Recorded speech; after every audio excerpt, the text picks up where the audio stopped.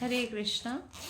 श्रीमद् भागवतम स्कंध 3 अध्याय 6 श्लोक नंबर 30 श्लोक से आज हम पढ़ रहे हैं।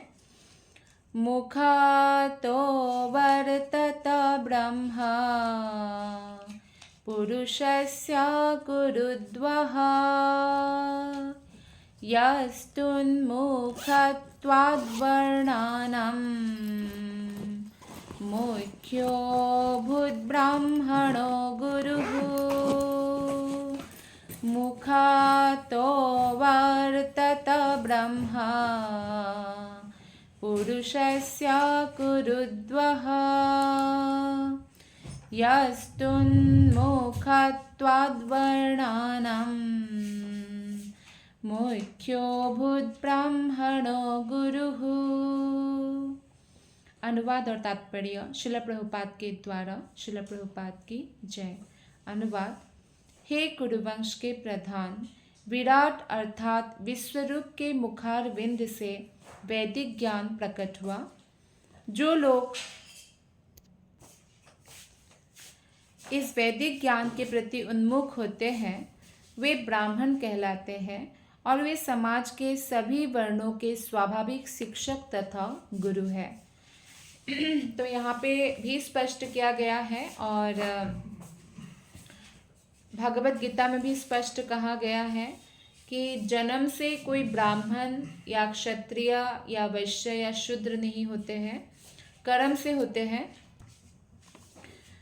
तो यानी जन्म के अनुसार कोई नहीं होते हैं, कोई भी ब्राह्मण या क्षत्रिय कर्म के अनुसार होता है। इसका बहुत सारा उदाहरण हमारे शास्त्रों में वर्णित है, जैसे कि विश्वामित्र मुनि के नाम से हम जानते हैं कि ब्राह्मण है बहुत बड़े, लेकिन वो एक्चुअली ब्राह्मण नहीं थे जन्म से, वो क्षत्रिय राजा थे।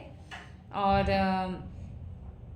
जैसे रावण ब्राह्मण पिता के पुत्र थे पर कर्म से वो राक्षस थे, उनको कोई ब्राह्मण नहीं कहते हैं। तो ऐसे ही बहुत सारा उदाहरण है। तो कहने का तात्पर्य है कि कोई भी जन्म से उनका वो नहीं, महान नहीं कहा जा सकता, कर्म से ही कोई व्यक्ति महान होता है। तो वैदिक ज्ञान के प्रति जो उन्मुख होते हैं, शास्त्रों के ज्ञान के प्रति, शास्त्रों के अनुसार जो जीवन जीते हैं और साथ ही साथ शास्त्रों के ज्ञान को दूसरों को भी प्रदान करते हैं, ऐसे व्यक्ति स्वाभाविक शिक्षक होते हैं पूरे समाज का, क्योंकि वो भगवान से लोगों को कनेक्ट करते हैं। तात्पर्य में श्रील प्रभुपाद जी बताते हैं भगवत गीता के 4.13 का उद्धरण देते हुए कि इसमें पुष्टि हुई है कि मानव समाज के चारों वर्ण विराट रूप के शरीर के क्रमानुसार विकसित हुई। जैसे हमारे शरीर में होता है, मुख होता है, बाजू होता है, कमर होता है और पैर होता है। जो लोग मुख में स्थित है भगवान के विराट शरीर में, वे ब्राह्मण कहलाते हैं। जो बाहों में स्थित है वे क्षत्रिय, जो कमर में स्थित है वे वैश्य और जो पाँवों में स्थित है वे शूद्र कहलाते हैं। जैसे कि हमारे शरीर में मुख का कार्य होता है कि हम मुख से भगवान का गुणगान कर सकते हैं और मुख से खा सकते हैं, जिससे शरीर को पोषण मिलता है। तो ऐसे ही आध्यात्मिक ज्ञान प्रदान करने का जो उत्तरदायित्व है वो ब्राह्मणों को है, या कई जगहों पे ब्रेन भी कहा गया है। यानी भगवत धाम जाने के लिए जो शिक्षा हमें मिलता है, तो ऐसे शुद्ध वैष्णवों से मिलता है, तो वो भगवान के विराट रूप में मुख में स्थित है। क्षत्रिय का कर्तव्य होता है कि वो रक्षा करे चोर उचक्कों से, साधारण जनता की, वो सभी की रक्षा करते, ब्राह्मण, वैश्य, शूद्र और समस्त स्त्रियों की, गायों की, और सबकी रक्षा करते हैं। और क्षत्रिय जब अधार्मिक हो जाता है तो पृथ्वी माता के वक्ष पर बहुत बड़ा बोझ होता है। जैसे कोई बेटा नालायक निकल जाए तो माँ के हृदय बहुत दुखता है, ऐसा ही होता है। तो इसीलिए परशुराम ने, जो भगवान के ही अवतार है, कृष्ण के ही अवतार है, तो उन्होंने 21 बार संहार किया था क्षत्रियों का। और भगवान कृष्ण ने भी जरासंध के बहाने 17 बार युद्ध में हराया जरासंध को और इतने सारे क्षत्रियों को मार डाला जो धरती में बोझ के समान है। तो क्षत्रिय बहुत शक्तिशाली होते हैं, योद्धा होते हैं, राजा होते हैं। वो उनका कर्तव्य होता है कि वो अपने प्रजा का पालन पोषण करे और चोर उचक को गलत लोगों से उनकी रक्षा करे। और जो वैश्य है वो भगवान की कमर में स्थित है, या आप कह सकते हैं कि जैसे जो वैश्य वर्ग है उनका कार्य है व्यापार करना, गो पालन करना, कृषि करना, खेती बाड़ी करना, ये सब जो भी कर्म करते हैं वो वैश्य में आते हैं। जैसे हमारे शरीर का ही अंग है जैसे पेट है ना, तो पेट को भरने के लिए होता है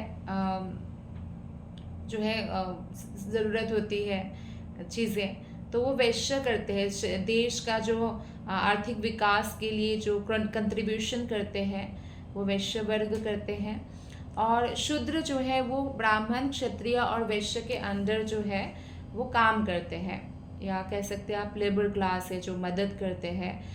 तो किसी भी शरीर का, जैसे हमारे शरीर का ही सारे अंग इक्वली इम्पॉर्टेंट है। किसी के पास अगर पैर नहीं है तो हम जानते हैं कि उनको कितना कष्ट होता है।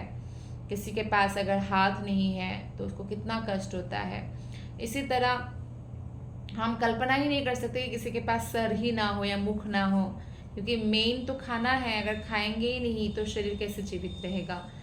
तो इसलिए बहुत इम्पॉर्टेंट है शरीर का हर एक अंग। कभी भी ऐसे सोच रखना कि समाज का भी जैसे अंग है ब्राह्मण, क्षत्रिय, वैश्य, शूद्र, तो ऐसे सोच रखना कि कोई किसी को है दिखाए, नीचा दिखाए, तो ये सोच अच्छा नहीं है। क्योंकि अगर हमारे समाज से मान लीजिए वो लोग जो हमें मदद करते हैं, लेबर क्लास है, गायब हो जाए तो हम उनका काम नहीं कर सकते हैं, और इससे हमारा डेली लाइफ में बहुत असर पड़ेगा। तो इस तरह से हर एक अंग जैसे इम्पॉर्टेंट होता है, 4 वर्णों का भी बहुत महत्व है। और इसलिए कभी भी प्रभुपाद जी भी यहाँ पे तात्पर्य में कहते हैं कि किसी भी जाति को इसलिए निम्न नहीं माना जाना चाहिए, क्योंकि वो विराट रूप, भगवान के विराट रूप में वो अलग अलग अंग में जो है उनका स्थापना हुई है। जैसे कि ब्राह्मण मुख में, क्षत्रिय बाजुओं में, बाहों में, वैश्य कमर में और शूद्र पाँव में। तो ये चारों ही इम्पॉर्टेंट है। तो आगे बताया गया है कि जो वैदिक ज्ञान के प्रति उन्मुख ना होकर सांसारी मामलों के प्रति उन्मुख होता है वो ब्राह्मण नहीं कहला जा सकता, भले ही वो ब्राह्मण पिता से उत्पन्न हो। जैसे कोई जज है, जज का पुत्र को हम जज नहीं कहेंगे ना जब तक वो क्वालिफिकेशन ना प्राप्त करे, उस जज के पोस्ट तक ना आए। या डॉक्टर का बेटा, मान लीजिए कोई हार्ट सर्जन है, तो हम ये बोल के कि नहीं आप तो डॉक्टर का बेटा हो, आपको तो आएगा हार्ट सर्जरी कैसे करना है, आप हमारा हार्ट सर्जरी कर दीजिए। कोई ऐसा बोलता है क्या? नहीं, वो फिर सर्जरी नहीं होगा, वो होगा मर्डर क्योंकि वो क्वालिफिकेशन के अनुसार डॉक्टर नहीं है ना। ठीक उसी तरह से ब्राह्मण का पुत्र ब्राह्मण ही हो ज़रूरी नहीं है। जैसे हमने रावण का उदाहरण दिया। हरिदास ठाकुर तो मुसलमान परिवार से था, लेकिन मुसलमान परिवार से होने के बावजूद उन्होंने जो दृष्टांत प्रस्तुत किया कि हरे कृष्णा महामंत्र का, वो 3 बार 64 माला करते थे, अर्थात वो दिन में 3 लाख नाम जप करते थे। सोते ही नहीं थे, ना खाते थे, बहुत न्यूनतम, बहुत कम, थोड़ा सा हाथ में जितना छाछ पी लिया और थोड़ा सा कुछ ले लिया, जो जगन्नाथ प्रसाद ले आते थे महाप्रभु, थोड़ा सा वो ले लिया। तो इस तरह से कौन कर सकता है भला? यानी वो पूरी तरह से सिद्ध व्यक्ति है, कृष्ण भक्ति में पूरी तरह से सिद्ध हो चुके हैं। तो हालांकि कोई भी जन्म क्यों ना हो, कर्म से हर व्यक्ति महान होते हैं जब वो उसके प्रति जो प्रयास करते हैं। तो इसलिए वैदिक अगर नॉलेज के प्रति किसी का रुचि ही नहीं है, भले ब्राह्मण कुल में जन्मा हो, लेकिन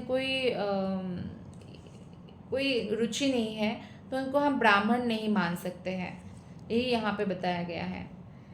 हाँ, उनके पास ये बहुत अच्छा फैसिलिटी है, जैसे डॉक्टर का बेटा को डॉक्टर होने के लिए पिता उनको अच्छे से गाइड कर देंगे। हो सकता है कोई एक दूसरा प्रोफेशन का जो बेटा उसको डॉक्टरी पढ़ना है तो उतना अच्छा गाइडेंस मिले या ना मिले वो पता नहीं है, लेकिन उसको ज़रूर मिलेगा कि बचपन से उसने अपने पिता को देखा है। ठीक उसी तरह से जो वैदिक ज्ञान में बहुत ज़्यादा आगे बढ़े चढ़े हैं, उनके लिए फैसिलिटी है कि उनके पिता क्योंकि ब्राह्मण है तो उनको भी ब्राह्मण बनने का मौका मिलता है, अदरवाइज उनको कहा जाता है ब्रह्म बंधु। इस तरह से क्षत्रिय का पुत्र अगर ऐसे योद्धा और ऐसे राजा ऐसे क्वालिटीज़ नहीं होते हैं तो उनको भी क्षत्रिय बंधु कहा जाता है। बंधु मतलब रिश्तेदार, लेकिन वो उस क्वालिफिकेशन में नहीं है। असली ब्राह्मण स्वाभाविक तौर पर शिक्षक या गुरु होता है। जब तक किसी को वैदिक ज्ञान नहीं है तब तक कोई व्यक्ति गुरु नहीं बन सकता। तो जो व्यक्ति निर्विशेष ब्रह्म को प्राप्त है और जिसे निर्विशेष ब्रह्म मतलब जो भगवान के निराकार ब्रह्म ज्योति को ही सब कुछ मान बैठते हैं और जिसे पूर्ण पुरुषोत्तम भगवान के विषय में कोई जानकारी नहीं है, वो भले ही ब्राह्मण बन जाए लेकिन गुरु नहीं बन सकता है।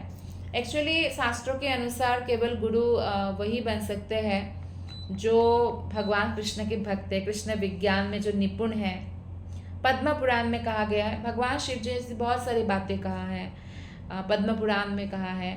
और बहुत लोग भगवान शिव जी को अनुकरण करते हैं, भंग पी लेते हैं, नशा करते हैं, लेकिन जो ये भगवान शिव जी है, कृष्ण है, वो अनुकरण करने के लिए नहीं है। वो ऐसे पोस्ट में है, हम उनका अनुकरण कर ही नहीं सकते। कोई नशा करने लगता है तो उसका शरीर खराब होता है। कृष्ण को अनुकरण हम नहीं कर सकते, गोवर्धन नहीं उठा सकते। हाँ, हमें अनुसरण करना चाहिए। अनुकरण और अनुसरण में ये डिफरेंस है। अनुसरण का अर्थ है कि हमें उनके आज्ञाओं का पालन करना चाहिए। तो पद्म पुराण में कहा गया है, षत्कर्माणि पुनो विप्रो मंत्र तंत्र विशारदः अवैष्णवो गुरुर्न स्याद् वैष्णवः स्वपचो गुरु। कहा जाता है कि निर्विशेषवादी योग्य ब्राह्मण बन सकता है लेकिन वो गुरु नहीं बन सकता। ब्राह्मण का सारा नीति नियमों पालन करते हैं तो ब्राह्मण कहा जा सकता है, लेकिन हर ब्राह्मण गुरु नहीं बन सकता जब तक वो वैष्णव पद को अथवा भगवत भक्त के पद तक उन्नत नहीं होता। उनको शुद्ध कृष्ण भक्त होना होगा, तभी वो गुरु बन सकते हैं। कहा जाता है अवैष्णव गुरु नहीं बन सकता, अवैष्णवो गुरु न स्यात् वैष्णव स्वपच गुरु।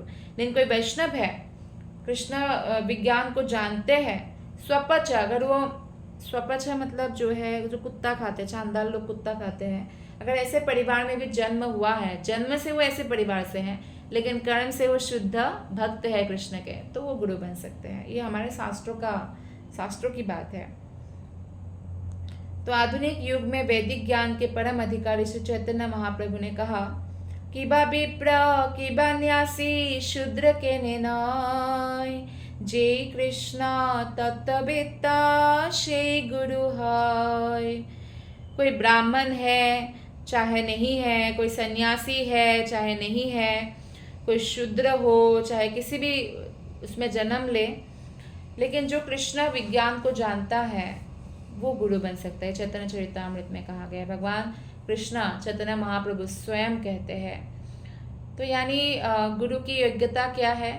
ब्राह्मण होना नहीं है, ब्राह्मण तो बहुत हो सकते हैं, कृष्ण विज्ञान में निष्णात होना है। कई लोगों को ये गलत फहमी है, अच्छा गुरु को सन्यासी ही होना चाहिए, भगवा वस्त्र ही धारण करना चाहिए।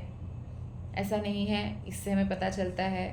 कोई सोच सकते हैं कि नहीं, गुरु को ब्राह्मण कुल में जन्म लेना चाहिए, शूद्र कुल में जन्म नहीं लेना चाहिए, ऐसा भी नहीं है। श्रील प्रभुपाद जब पूरे विश्व में ये हरे कृष्ण महामंत्र का आंदोलन छेड़ दिया और पूरे विश्व के लोग, गोरे हो काले हो, चाहे अफ्रीकन हो अमेरिकन हो या चाइनीज़ हो, सब लोग जब भक्त बनने लगे और प्रभुपाद ने कोई भेदभाव किए बिना, क्योंकि सब आत्मा है ना, शरीर अलग अलग जगह पर लिया है, कोई भेदभाव किए बिना शास्त्र के अनुसार, भागवत के अनुसार प्रभुपाद ने दीक्षा दिया। बहुत लोगों ने आपत्ति उठाया, ऐसा क्यों किया, ये लोग हिंदू नहीं है या ये लोग भारतीय नहीं है, लेकिन कृष्ण ने भारतीयों के लिए नहीं कहा, भागवत गीता भागवतम समस्त मनुष्य जाति के लिए कहा। तो इसलिए बाकी मनुष्य भी आकर्षित होते हैं कृष्ण के प्रति। तो संन्यासी भी बनाया और साथ ही साथ जो प्रभुपाद के बाद बहुत सारे फॉरेनर जो है वो गुरु पद में स्थित हो गए, क्योंकि उन्होंने उस लेवल तक भक्ति किया है। तो ये प्रभुपाद ने पूरे शास्त्रों को फॉलो किया है। तो इसलिए ऐसा सोच रखना कि केवल गोस्वामी परिवार से जो है वही गुरु बनेंगे, तो ऐसा शास्त्र नहीं कहते हैं। जो कोई भी वैदिक ज्ञान में कृष्ण विज्ञान में पक्के है, निष्णात है, वो गुरु बन सकता है। श्लोक नंबर 31। बाहुभ्यो वर्तत क्षत्रं क्षत्रियस्तादनुव्रतः यो जातस्त्रायते वर्णन् पौरुषः कंटकक्षतात्। तत्पश्चात विराट रूप की बाहुओं से संरक्षण शक्ति उत्पन्न हुई और ऐसी शक्ति के प्रसंग में समाज का चोर उचक्कों के उत्पातों से रक्षा करने के लिए सिद्धांत का पालन करने से क्षत्रिय भी अस्तित्व में आए। तो क्षत्रिय का होना बहुत आवश्यक है, क्योंकि क्षत्रिय सभी वर्गों की रक्षा करते हैं और इसलिए यहाँ पे ये उल्लेख किया गया है कि वो संरक्षण शक्ति उत्पत्ति हुई। श्रील प्रभुपाद जी तात्पर्य में बताते हैं कि भगवान श्री विष्णु को समस्त वैदिक शास्त्रों में पुरुष कहा गया है। कभी कभी जीवों को भी पुरुष कहा जाता है।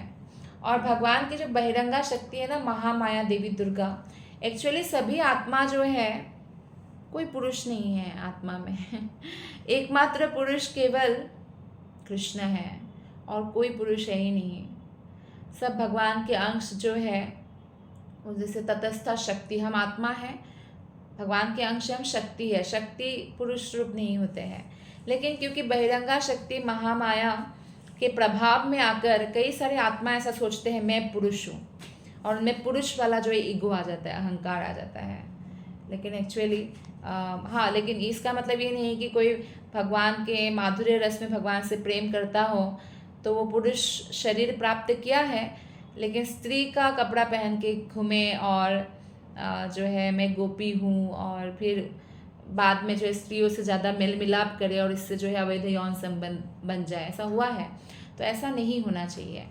आप देखिए इस्कॉन में जितने भी ब्रह्मचारी हैं, भले ही उनके हृदय में भगवान के प्रति उनका जो भी रस हो, माधुर्य रस हो, चाहे साख्य रस हो, है ना, सखी अपने आप को समझते हो, कुछ भी, लेकिन वो जो उस शरीर का धर्म है उसी में रहते हैं। और सन्यासी हो, चाहे ब्रह्मचारी हो, चाहे कोई भी हो, पुरुष हो जो इस्कॉन में है, और वो अपने भावना को कृष्ण को समर्पित करते हैं। ना ऐसा नहीं कि अलग अलग जो है स्त्रियों का वस्त्र पहनने की आवश्यकता है। परंपराओं में ऐसा उदाहरण हमें प्राप्त नहीं होता, तो इसलिए हमें ऐसा फॉलो नहीं करना चाहिए। तो आगे बताया गया है कि श्री भगवान में रक्षा करने की शक्ति होती है। हमें कभी भी हम विपत्ति में पड़ते तो हम भगवान को कहते हैं भगवान रक्षा करना, रक्षा करना, और भगवान सचमुच रक्षा करते हैं। तो ये रक्षा करने की शक्ति भी भगवान से ही प्राप्त करते हैं क्षत्रियगण। तो ब्रह्मा, विष्णु तथा महेश्वर, ये तीनों देवताओं में से सृजन करने की शक्ति एक में है जो ब्रह्मा जी को प्राप्त है, रक्षा करने की भगवान विष्णु को, और संहार करने की शक्ति शिव जी को। तो इस श्लोक में इसलिए पुरुष शब्द सार्थक है, क्योंकि क्षत्रियों से आशा की जाती है कि वे प्रजाओं को, अर्थात ऐसा प्रजाओं को मतलब नहीं, मनुष्य को, जितने भी पशु पक्षी है वो भी उनके प्रजा है राजा के, जितने भी वृक्ष है, ये तो स्थल में है ना, मिट्टी में है, जो पानी में है जलचर वो भी प्रजा है। सबको संरक्षण देना चाहिए राजा को। और आधुनिक प्रजातंत्र के बारे में प्रभुपाद जी कहते हैं कि आधुनिक प्रजातंत्र राज्य जिसमें क्षत्रिय है ही नहीं, वैश्य तथा शूद्र का सरकार है, और पहले की तरह ये ब्राह्मण और क्षत्रियों का सरकार नहीं है। पहले ब्राह्मण और क्षत्रियों का सरकार होता था। कहने का मतलब है कि क्षत्रिय राजा भी होते थे ना, उनके काउंसिलर ब्राह्मण उनके गुरु होते थे। आप देखिए कभी भी सीरियल्स में भी आपने देखा होगा कि हमेशा राजा विपत्ति में पड़ते हैं तो गुरु से सलाह लेने जाते हैं, ब्राह्मण से सलाह लेने जाते हैं। तो ये होते थे, राजा तो क्षत्रिय होते थे पर ब्राह्मण की बुद्धि से वो चलते थे, क्योंकि वो शास्त्रों के अनुसार धर्म क्या है अधर्म क्या है उसका मार्ग बता सकते हैं। लेकिन अभी ऐसा नहीं है। अभी जो है वैश्य मतलब व्यापारी, जैसे लोग बहुत ज़्यादा बिजनेस माइंडेड हो गए हैं। अगर कोई राजा भी बनते हैं तो वो सोचते हैं कि उसको एज ए प्रोफेशन लेते हैं और पैसा कितना ज़्यादा कमा सके है गलत तरीके से। बहुत सारे लोग ऐसे सोचते हैं, बहुत कम लोग हैं अच्छे लोग हैं जो निस्वार्थ भाव से प्रजा के कल्याण के बारे में सोचते हैं, लेकिन मैक्सिमम लोग ऐसे ही होते हैं। तो युधिष्ठिर महाराज का उदाहरण यहाँ पे दिया गया। युधिष्ठिर महाराज जब राजा थे, या उनके जो पौत्र नाती परीक्षित महाराज जब राजा बने, तो उन्होंने मनुष्य को ही नहीं, पशु पक्षी जलचर सबको सुरक्षा प्रदान किया। जब साक्षात कली ने गाय को मारना चाहा तो परीक्षित ने तुरंत उसको रोका और उसको वध करने के लिए तैयार हो गए गाय को मारने के कारण। एक्चुअली जो गाय को मारते हैं वो बहुत बड़ा पापी है। तो क्योंकि गाय हमारी हर प्रकार से उपकारी है, गोबर हो, मूत्र हो, चाहे दूध हो, हमेशा उपकार करती है। जो हम हमेशा, आपका कोई दोस्त है हमेशा उपकार करे तो आप कभी भी नहीं सोचेंगे कि आप उनका अपकार करो, लेकिन मनुष्य सोचते हैं, कई बार गाय को बूढ़े होने पर बेच देते हैं और फिर वो कसाई के पास चली जाती है। तो ये जो है ऐसा नहीं होना चाहिए, रक्षा होनी चाहिए। यह एक पुरुष का अथवा भगवान विष्णु के प्रतिनिधि का लक्षण है कि वो हमेशा रक्षा करते हैं सबकी। बहुत सारे ऐसे वृंदावन में गौशाला है, जैसे इस्कॉन में गौशाला है। तो एक बार बताया वहाँ पे जो गौशाला के मैनेजमेंट है कि किस तरह गाय जब बूढ़ी हो जाती है, अपने आप शरीर छोड़ देती है, तो वो लोग क्या करते हैं, उसके लिए बहुत एकड़ ज़मीन, बहुत सारा ज़मीन खरीद रखा है, जहाँ पे वो विधिवत जो है वो समाधि देते हैं गाय को, जैसे कोई साधु को समाधि दिया जाता है, और उसके ऊपर एक वृक्ष भी रोपण करते हैं ताकि किसी का उसमें पाँव भी ना लगे। तो ये बहुत इम्पॉर्टेंट है, ये सब जो है रिस्पेक्ट प्रदान करना। 5 चीज़ों की रक्षा समाज में होनी चाहिए, नहीं तो उस समाज को अनसिविलाइज समाज कहा गया है। उसमें से गाय है, ब्राह्मण है, ब्राह्मण मतलब जो भगवान के भक्ति करते हैं, दूसरों को भी इसके लिए प्रेरणा देते हैं और स्वयं शास्त्र के अनुसार वैदिक ज्ञान अर्जन में लगे रहते हैं। और वृद्ध लोगों की भी रक्षा होनी चाहिए, और बच्चों की रक्षा होनी चाहिए, और स्त्री की। तो ये 5 हैं, ब्राह्मण, गाय, स्त्री, वृद्ध और बच्चा। तो इसकी रक्षा नहीं होता है तो उस समाज को अनसिविलाइज्ड बोला गया है। लेकिन कलयुग में इसके ऊपर बहुत ध्यान नहीं दिया जाता। इवन आप लोगों ने बहुत लोगों ने सुना होगा या देखा होगा, इवन टाइटैनिक जब मूवी आई थी तभी आप देखिए कि वो लोग सबसे पहले बच्चों को और स्त्री को बचा रहे थे ना, लाइफ बोट से भेज रहे थे। तो ये होना चाहिए कि रक्षा होनी चाहिए। तो इस प्रकार कलयुग में, लेकिन आप देखिए कितना सारा बलात्कार केस आती है, स्त्री के ऊपर कितना ईव टीजिंग का केस आता है, और बच्चों का भी हर प्रकार से कुछ ना कुछ उनको भी किया जाता है ऐसा ही टॉर्चर। और वृद्ध लोगों का कोई रिस्पेक्ट नहीं रहा, वृद्ध लोगों को लोग नेग्लेक्ट करते हैं। बहुत सारे वृद्धाश्रम भी बन गया है कि कई लोग धक्का मार के भी अपने ही माता पिता को निकाल देते हैं। ऐसा होता है क्योंकि कलयुग का प्रभाव बढ़ा है, तो ऐसा होगा। और साथ ही साथ जो बात आई गाय की, गाय का तो हालत आप सबको पता ही है कि जब तक दूध दे रही है तभी तक है, नहीं तो कसाई को बेच दिया जाता है। और ब्राह्मण वर्ग या भक्त वर्ग जो है, या साधु का लोग ऐसे सोचते हैं इनको कुछ काम नहीं है तो साधु बन गए। तो यानी बहुत सारा चीज़ें चेंज हो गया है कलयुग में, और इसलिए इतना सारा अशांति फैला हुआ है। और आधुनिक निर्वाचित राज्य अध्यक्ष चोरी के मामलों में भी संरक्षण नहीं दे पाते। कितना सारा केस है तो सोल्व भी नहीं होता है। और आधुनिक मानव समाज की समस्याएं इसलिए है क्योंकि शास्त्रों के अनुसार वो जीवन नहीं जी रहे हैं। श्लोक नंबर 32। विशो वर्तन्त तस्योर्वो लोकावृत्ति करिर्विभो वैश्यस्तदुद्भवो वार्तं नृणां यः समवर्तयत्।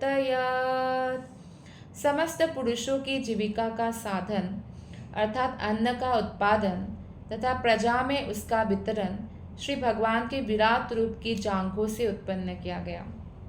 वे व्यापारी जन जो ऐसे कार्य को संभालते हैं वैश्य कहलाते हैं। यानी जीविका का साधन, आप देखिए वैश्य लोग कृषि पालन, कृषि खेती बाड़ी अगर ना करें, व्यापार ना करें, और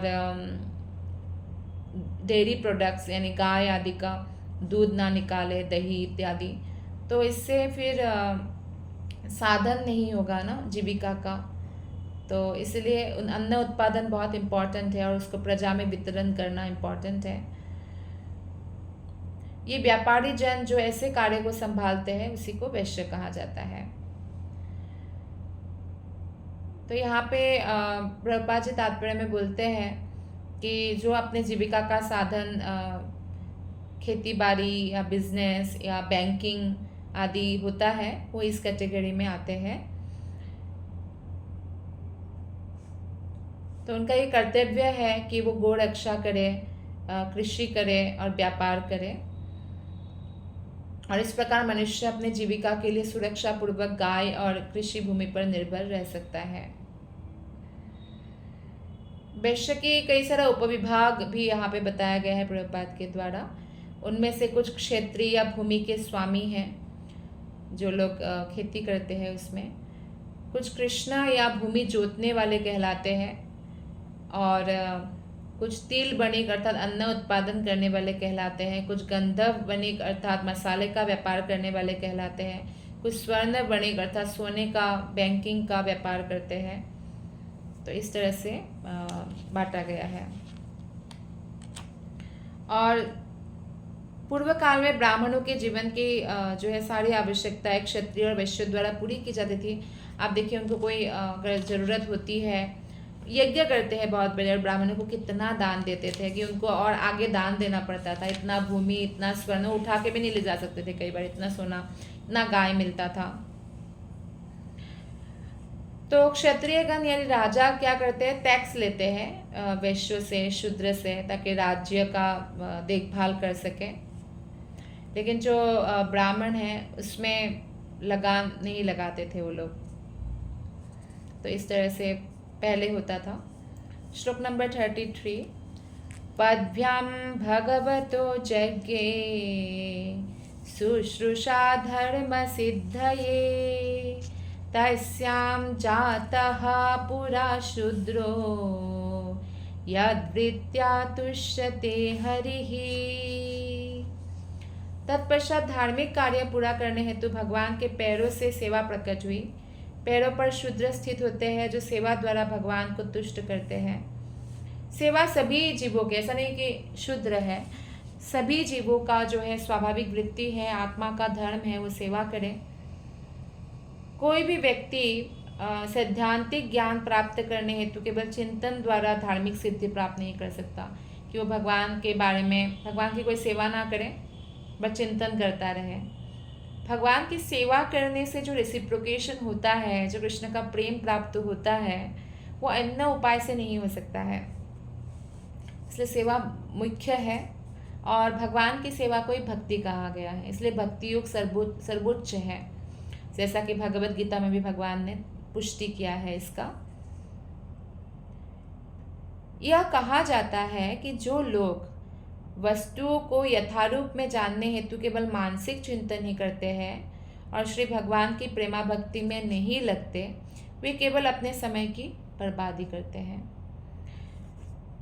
तो इसलिए हमें केवल चिंतन में नहीं लगे रहना चाहिए। भगवान का सेवा, जैसे हरे कृष्ण महामंत्र का जप भगवान की सेवा है। भगवान के लिए भोग बनाना, भोग लगाना, भगवान की आरती करना, भगवान का अभिषेक करना, इस प्रकार की बहुत सारी सेवाएं होती हैं।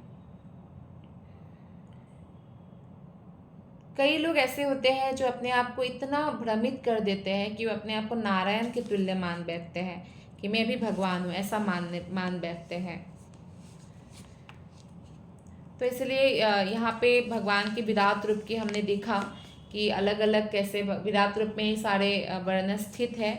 इसलिए वर्णाश्रम पद्धति है, ये 4 वर्ण और 4 आश्रम, ब्रह्मचारी, गृहस्थ, वानप्रस्थ, क्षत्रिय। तो ये वर्णाश्रम धर्म इसलिए है ताकि हम भगवत भक्ति में प्रगति कर सकें। कोई भले ही शूद्र का ही काम क्यों ना करें, वो कृष्ण के शुद्ध भक्ति करके भगवत धाम जा सकते, इसी जन्म में जा सकते। एक बहुत सुंदर उदाहरण आता है, नारद मुनि एक बार मिले एक ब्राह्मण से जो पुजारी है मंदिर में। तो उन्होंने प्रणाम किया नारद मुनि को और कहा कि नारद मुनि आप कहाँ जा रहे हैं। नारद मुनि भ्रमण करते रहते हैं ना, प्रचार करते रहते हैं।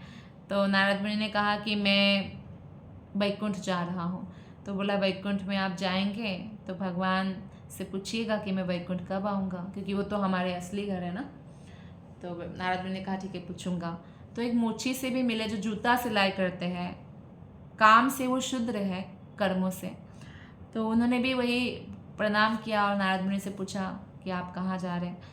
तो वैकुंठ जा रहे हैं, तो मेरे लिए पूछ लीजिएगा कि मैं वैकुंठ कब आऊँगा। और जब वैकुंठ नारद मुनि गए तो भगवान से पूछा दोनों के बारे में। भगवान ने कहा पुजारी को तो 7 जन्म लगेगा, लेकिन जो ये मोची है ये इसी जन्म में आ जाएगा। तो नारद मुनि सोचे कि पुजारी तो दिन रात यही काम है भगवान की सेवा पूजा करना, और मोची का जो काम है वो तो जूता सिलाई करता है, तो फिर कैसे हो सकता है। तो भगवान कहते हैं कि वो लोग मेरे बारे में पूछेंगे कि मैं क्या कर रहा था, तो आप बोलना एक हाथी को सुई की जो छिद्र होते हैं उससे आर पार कर रहा था, तब आपको उत्तर मिल जाएगा। तो पहले ब्राह्मण के पास आए, तो ब्राह्मण ने जब पूछा आप वैकुंठ से होकर आए तब भगवान क्या कर रहे थे। नारद मुनि ने कहा कि वो हाथी को सुई की छिद्र से आर पार कर रहे थे, इधर उधर कर रहे थे। तो वो बहुत ज़ोर ज़ोर से हंसे कि मजाक करने के लिए क्या आपको मैं ही मिला, क्योंकि हाथी को कौन ऐसा कर सकता है, ये तो असंभव कार्य है। तो इस तरह से नारद मुनि को समझ में आ गया कि भगवान ने ऐसा क्यों कहा गया, क्योंकि जब सेवा करते हैं तो प्रेम पूर्वक सेवा करना है, मन को भी लगाना चाहिए। इससे क्या होगा, हमारी श्रद्धा विकसित होंगी, है ना। भले ही कोई मोची भी है, जैसे ही मोची की कथा आती है तो नारद मुनि उनसे मिलते हैं, तो वो भी पूछते हैं भगवान क्या कर रहे थे। नारद मुनि ने जब बोला कि हाथी को सुई के छिद्र से आर पार कर रहे थे, वो खुशी में जंप करने लग गए, कूदने लग गए कि मेरे भगवान कितना महान है, नारायण कितना महान है, वो क्या नहीं कर सकते, वो भगवान है, वो कुछ भी कर सकते हैं। ऐसा तीव्र विश्वास। बोलते हैं जो एक बरगद के बीज में 100 पेड़ छुपा सकते हैं उतना, तो वो कुछ भी कर सकते हैं। तो यानी कोई किसी भी तरह का कार्य करे, अगर वो भगवान की प्रेम पूर्वक सेवा करते हैं और मन को लगाकर करते हैं, तो ये नेचुरली उनके अंदर विश्वास बहुत दृढ़ हो जाएगा। और इसलिए कभी भी हमें किसी भी व्यक्ति को ऐसे जज नहीं करना चाहिए, क्योंकि किसका कैसा भगवान के प्रति शुद्ध भाव है, किस भावना से वो सेवा कर रहे हमें नहीं पता। एक और ऐसा ही होता है कि एक बार एक पुजारी जो है वो भगवान की आरती उतार रहे थे, तो इतने में देखा कि भगवान का जो गोपाल रूप है वो जो झाड़ू लगाने वाले हैं उसके आसपास मतलब घूम रहे हैं। तो फिर वो उनसे मिले, बाद में बोला कि तुम किस भाव से झाड़ू लगाते हो। तो उसने बोला मैं एक एक छोटा छोटा कण, क्योंकि कृष्ण का चरण इतना कोमल है तो एक छोटा कण भी ना रह जाए कि कृष्ण यहाँ पे खेलेंगे, कृष्ण यहाँ पे चलेंगे, तो ऐसे में झाड़ू लगाता हूँ। मतलब वो झाड़ू लगाना भी उसके लिए भक्ति, मंदिर में झाड़ू लगाना तो ऐसे ही भगवान की सेवा है, लेकिन उसका जो भाव उसमें जो सम्मिलित किया, इसके कारण भगवान उनके आसपास घूम रहे हैं। तो यानी कहने का तात्पर्य है कि हम किसी भी पोजीशन में हो, किसी भी जगह में हो, कैसी भी सिचुएशन में हो, हम भक्ति कर सकते हैं। भक्ति किसी चीज़ पर डिपेंडेंट नहीं है, और भगवान को प्रसन्न करके इसी जन्म में हम भगवत धाम जा सकते हैं। आप सबका बहुत बहुत धन्यवाद। हरे कृष्णा।